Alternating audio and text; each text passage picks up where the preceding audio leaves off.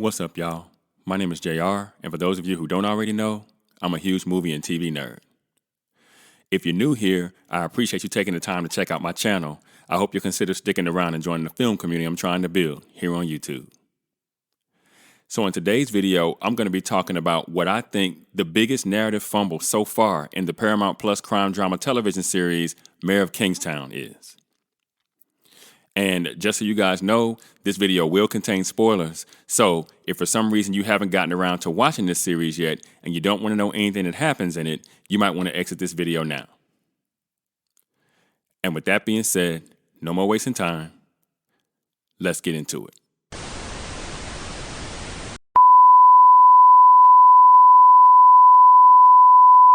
So for those of you that have been here with me for a while, you guys know that Mayor of Kingstown is one of my absolute favorite shows in recent memory, and that I'm very much looking forward to breaking down Season 4, just like I did all of Season 3. And you can check those videos out in my playlist if you want to before Season 4 gets underway. I'll put a link down in the description.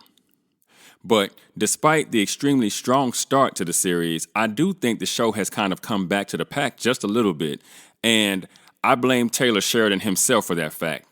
Because though I would definitely include Sheridan in my top 5 of modern teleplay writers, he does this really annoying thing where he writes, or sometimes co-writes, first seasons of really interesting shows with really interesting premises.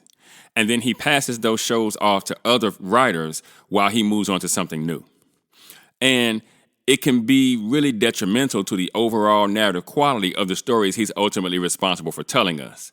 And I think because of that, there was something really important that happened last season in Mayor of Kingstown that ended up flying completely under the radar, and it really shouldn't have.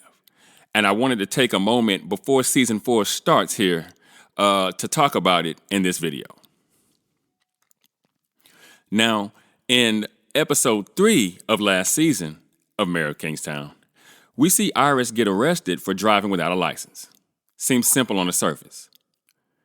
But when she's brought into the police station, she refuses to be fingerprinted. Now, eventually, Ian notices her there and has a private talk with her in an interrogation room, eventually convincing her to give him the information that he then used to obtain her rap sheet. And after Ian saw her file, he legitimately seemed surprised. He even said out loud, "Oh, fuck." And when he went back into the room, and he explained to Iris that, he could take care of it, she then begged him not to tell Mike, claiming that if he knew what was in the file, that it would change things between them. And this was kind of a weird scene because I always wondered, after everything that Mike knew about Iris's past and after everything Iris had seen him do, what could it have possibly been that was so bad that she needed to hide it from him? And you guys know that, Iris died at the end of the season without that question ever truly being answered. Now, what I found particularly odd about this specific plot point was that it seemed rather complicated for a simple plot point that would ultimately have no consequence in the overall narrative. And strangely, the show, again, never explains what the situation was all about, even though the writers went to great pains to have Iris drive Mike's mother's car, knowing she didn't have a license, run a stop sign while doing so, resist arrest, assault a police officer in the process of resisting arrest, eventually go to jail, and then refuse to give up her prints. And we're supposed to believe that all of those things happened, ultimately for no narrative reason. And if you want to convince me that that's the case, then that's just piss poor writing, in my opinion. That's a whole lot of trouble to go through for nothing. So, as I was rewatching the series in preparation for the start of Season 4 in just a couple of days, and I came across episode 3 again, I decided that I would try to Google and see if there was some kind of answer that could be provided to this particular question. What the hell was Iris so desperate to hide from Mike? And it turns out that in an interview with Emma Laird, after the death of her character in the Season 3 finale, again, she's dead now, She suggested that the file contained information about her past work as a spy or an informer of some kind, and it even potentially shined a light on her potential involvement in the death of Mitch, Mike's brother, who, of course, if you watch the show, you know we saw get killed in the series premiere. And if what Emma Laird is saying is true, and I would have no reason to think that it's not true, because she would have information about the character that we wouldn't have, because the writers and the directors would give her said information to make it easier for her to portray said character. This is truly a mind-blowing moment. And when I read that, I thought to myself, how in the hell does something that germane to the story we're being told get left completely out of the plot? How in God's name did the writers let Iris's character die without that information being dragged into the narrative light of day? That seems like something that would be so consequential to how not only Mike's character arc, but how the story even plays out. And that's screenwriter malpractice to me, and I believe a truly unforgivable sin from a narrative standpoint. But I don't know, maybe that's just me. Now, despite that little tidbit, I'm still looking forward to the start of season 4.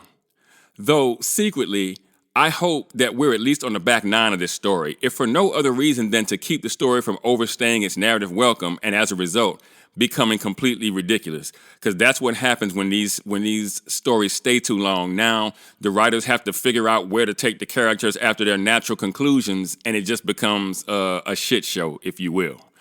I think this story ends either with Mike dead, his 9 lives is they finally run out, right? Or him finally escaping the chaotic pull that Kingstown has had over him, and going off to be a camp cook like he talked about in the pilot episode. I know a lot of times we can kind of forget the things that are said earlier in series and stuff like that, but I tell people these things always kind of have a way of coming back around. I tell you guys all the time, where and how you start your story will always, always, always dictate how you end it. Or at least it should. If it doesn't, then you screwed up someplace along the lines as a writer. I happen to think either one works, right? Assuming that the writers start taking us in one of those directions starting this season. But what do you guys think? Are you all caught up on Mayor of Kingstown before the season 4 premiere? If you are, what did you think about the omission of maybe the most interesting thing about Iris's character before she died? What do you think of Ian keeping her secret from Mike? Do you think he'll spill in season 4 now that Iris is dead? Let me know in the comments. And for those of you that might be new to the channel, be sure to like and share this video. If you really like the content, be sure to subscribe and hit that notification bell. That way you'll be notified whenever I drop a new video. You can also now support the channel by leaving a super thanks. If you should be so inclined, I'd greatly appreciate it. Also, feel free to subscribe to my new shorts channel and my reactions channel for additional content. The links are in the description. In addition, be sure to go and check out themadScreenwriter.com for more television and film reviews and info on my upcoming film projects. And with that, I'm going to go ahead and get out of here. I got screenplays to write, and I'll catch y'all on the next video.